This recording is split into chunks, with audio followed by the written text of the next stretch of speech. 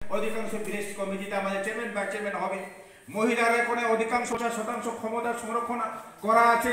মহিলার মধ্যে অনেক চেয়ারম্যান ভাইস চেয়ারম্যান হবে, অনেকে নির্বাচিত সদস্য হবে।